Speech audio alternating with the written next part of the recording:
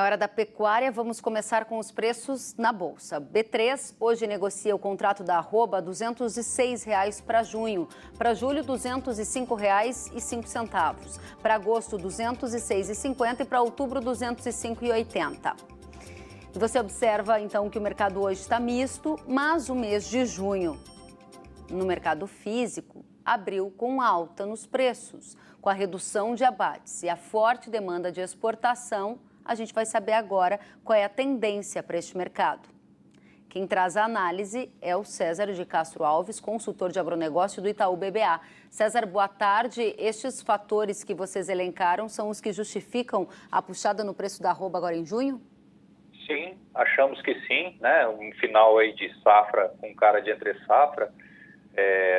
Acho que as grandes justificativas são a exportação muito forte e principalmente o abate bastante contido, né? Aquele tradicional final de safra com mais oferta não aconteceu. Pode até ser que ainda tenha o animal para chegar, mas a percepção que está ficando mais consolidada é de que, de fato, o volume de gado ofertado está bem restrito, né? Então, isso acho que justifica a firmeza dos preços, no meu entendimento. Agora, a tendência, o pecuarista que nos acompanha observou o preço firme em junho, subindo em algumas praças, mas ele entende que o consumo interno ainda está enfraquecido da pandemia. Esse vai ser um limitador para altas ou isso já foi superado?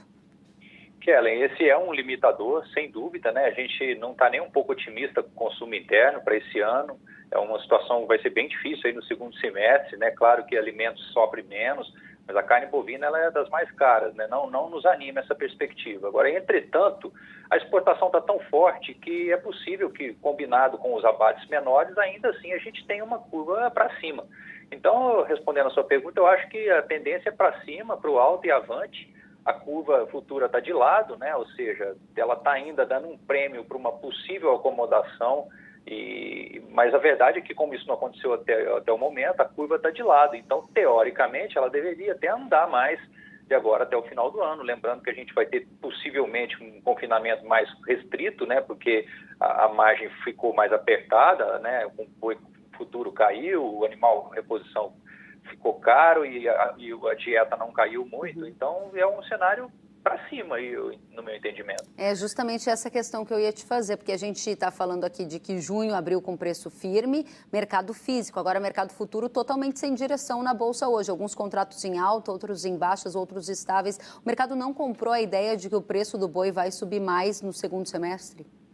É porque eu acho que está cedo um pouco, né? A gente ainda tem o mês de junho e julho, alguns alguns anos passados, a gente teve uma desova um pouco maior em julho, outros meses em junho e algumas vezes até em maio. Então, como é difícil precisar isso, o mercado ainda está dando o benefício da dúvida para essa possível queda, mas que isso vai depender também da demanda. O que a gente tem visto é uma demanda muito forte e pode ser sim que os abates estejam menores, aí, um estoque menor do que a gente imagina, e aí isso daria firmeza para o mercado. Então, eu acho que se houver essa acomodação com o final de boi de safra, ela vai ser bem modesta, porque a demanda está muito firme, né, externa. Agora, eu estava lendo o relatório que você produziu junto com a equipe do banco com as perspectivas para o agronegócio em 2020. E um dos pontos que vocês citam é que o preço do boi brasileiro é competitivo e enfrenta baixa concorrência externa, o que vai favorecer a pecuária nacional em 2020. Explica para a gente o que isso está nos dizendo no detalhe.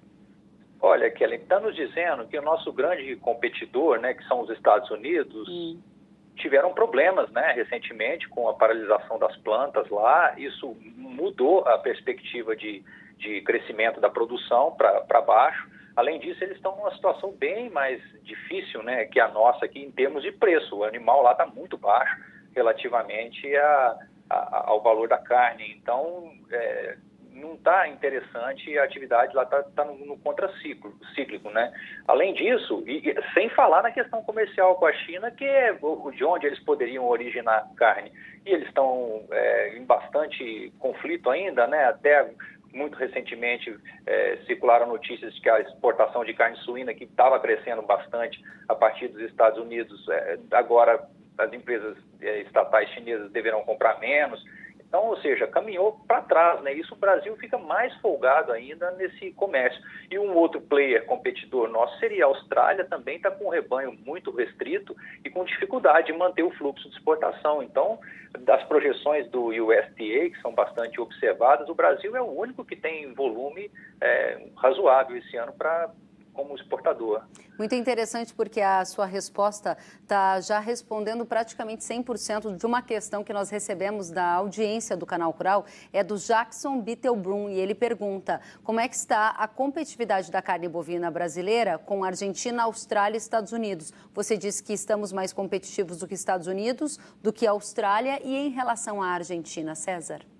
A Argentina, a gente está mais próximo do preço, né? Eles têm um volume menor também. O Uruguai são países que exportaram muito desde o ano passado, mas eles são, sim, arrobas próximas da nossa, né? A nossa arroba aí, que estava próximo de $35, quando a gente estava com o dólar quase a 6, a gente tinha uma arroba de R$200, Kellen, e agora nós estamos com um câmbio 4,80 e temos uma arroba de 205. Então, não faz nenhum sentido somente essa justificativa, né? Então a gente está mesmo bastante barato em dólares, temos oferta, a China tem nos buscado, né, como parceiro, e os nossos concorrentes, eles têm, Argentina e Uruguai, sim, um preço mais próximo de nós, o Paraguai também, mas com uma oferta muito menor, né? Eu diria que o jogo mais pesado conosco seria a Austrália e os Estados Unidos. E os Estados Unidos e a Austrália sempre tiveram uma arroba bem mais cara, né? É claro que isso caiu um pouco, como eu falei, o preço do boi nos Estados Unidos está menor, mas ainda assim não é dos nossos níveis, né? Em dólares, a gente ainda é mais barato. Agora, que interessante, porque a nossa audiência tem acompanhado últimas informações sobre confinamento, algo que inclusive você mencionou na sua análise, e para a gente encerrar, eu gostaria de saber se a mudança de cenário, mesmo que ainda de uma forma muito tênue, pode mudar a intenção de confinamento também. A gente começou a observar o preço da arroba subir e o preço do grão, por exemplo, o milho, cair. Só que essa tomada de decisão foi tomada num cenário que era um pouco diferente. O que vai mudar agora para os próximos meses no confinamento brasileiro, na sua expectativa? Traz mais ele para o jogo, né? Eu acho que mudou muito, né? Não foi pequena mudança. No começo da pandemia, a gente viu o boi no contrato de maio vir para R$170 e ele terminou o mês em 205. Então, isso mudou toda a calibragem da curva futura. Então, mudou muito. Se a gente pegar o boi para dezembro, já está acima de R$210. Isso com o milho um pouco mais barato, fecha a conta.